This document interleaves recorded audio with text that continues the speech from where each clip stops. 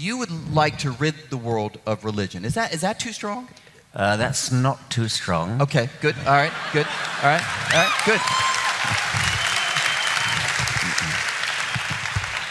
And so when you say that, here's my question. Are you saying that the structure and the history of religion is something that you just want to get rid of? Or are you saying that you want to get rid of what some people do in the name of religion? Do you make that distinction? Is that one that's relevant? I certainly want to get rid of...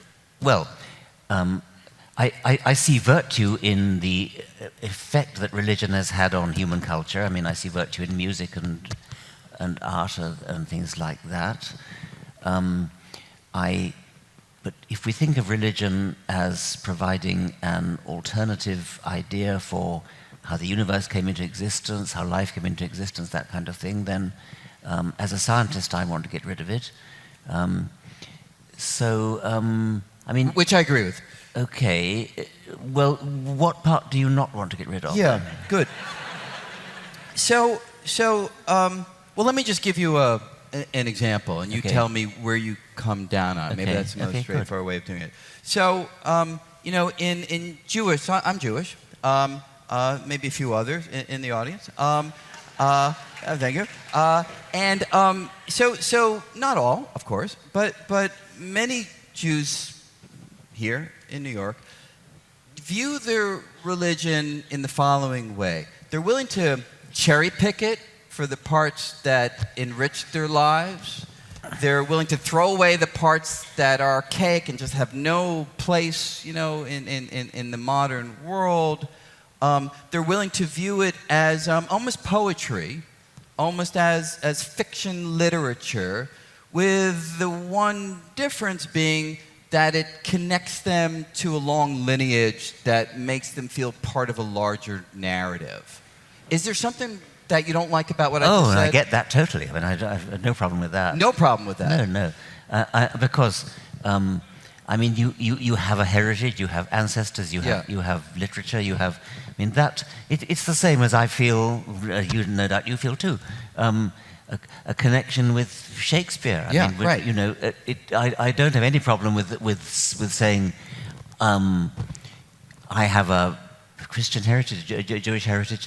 In the case of a Jewish heritage, you have an even stronger reason, which is the persecution of Jews, right. Which has happened through the centuries, and perhaps most notably in the 20th century, but earlier centuries too. This is a very powerful reason for a kind of loyalty to a tradition. Where I part company with it, as you do, is where it makes claims about the universe and the nature of life and that kind of thing. So when you say, just for my own clarity, when you say that when you agreed, and everyone sort of cheered, which is sort of fun, that you wanted to rid the world of religion, I wouldn't have thought that this would then be your reaction to my description. Well, I suppose by religion I meant the scientific falsehood of religion. I did not mean tradition because there are in the Jewish tradition there are all sorts of other traditions, tradition in literature, tradition in art. Right. I don't want to get rid of that. So then I wonder about the following. So religion as a word, a few 500 years old or so. It's not one that really goes back to archaic times. So, and there are some who have thought through the history of religious development and have indicated that the use of religion in the ways that you find utterly unacceptable is a relatively recent development.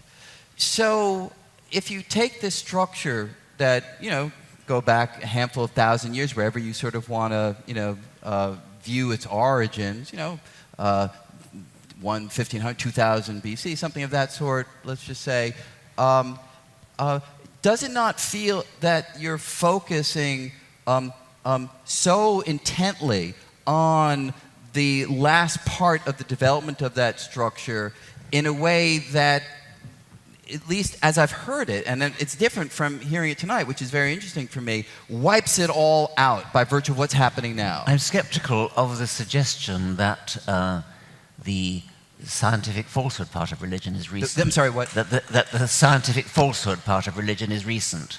I'm aware that there are people who say that. Yeah. And I think they're wrong. I mean, I just think if you go back to the Old Testament, it would just be nonsense to say that the characters in Abraham and David and Moses and people were not interested in the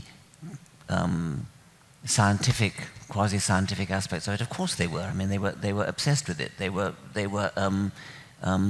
believed that there was a person called Yahweh who made the world and who actually intervened the whole time, who wrought miracles and things like that. I think it's Karen Armstrong who's made the case that the scientific part is recent. I just think that's not historically accurate.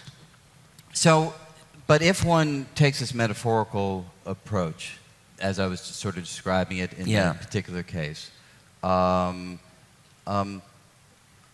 let me actually frame it somewhat differently. So, to what extent are you okay with, I don't know how else to say it, but irrational ideas? Can I just give you an example again? You know, I don't know, about 3 weeks ago, you know, I live uptown, and you know, my mother lives over here, 81st Street. She's, you know, in her 90s.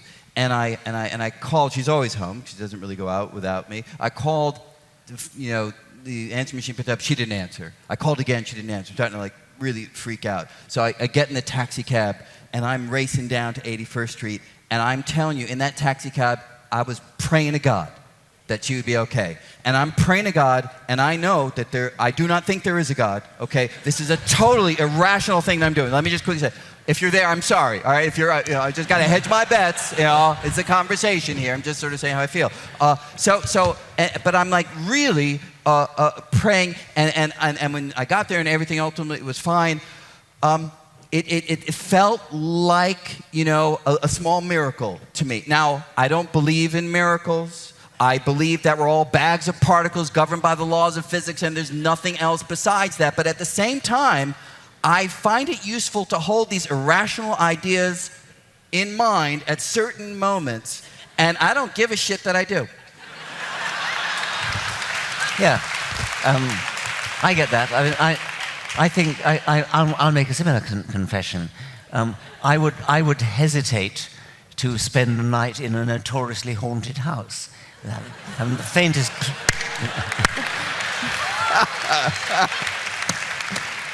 Oh, this is a good night, man. That is so. But I mean, we are both being irrational, and